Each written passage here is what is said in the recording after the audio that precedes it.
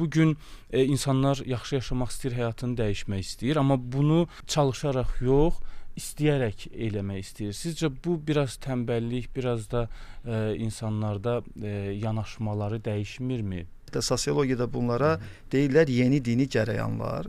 Yəni, yeni dini cərəyanların yayılmasının əsas səbəbi nədir? Bir tərəfdən dünyəviləşmə, sekularizasiya prosesi gedir. İnsanlar ənənəvi dini inanclardan, adət-ənənələrdən uzaqlaşır. Amma digər tərəfdən insanların içərisində də bir mənəvi axtarış var. Həyata məna vermə ehtiyacı var, belə deyək. İnsan həyatını mənasız yaşamaq istəmir.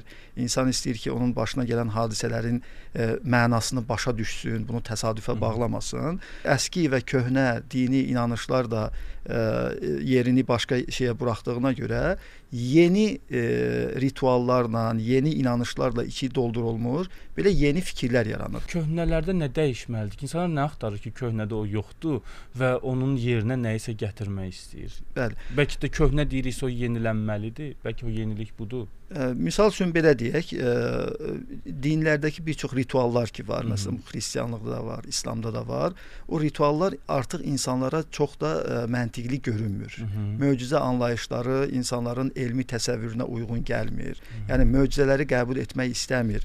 Buna görə də öz inanclarını daha müasir, daha elmə və mədəniyyətə uyğun formaya salmaq istəyirlər. Buna görə də onlar artıq öz din təsəvvürlərini dəyişdirirlər.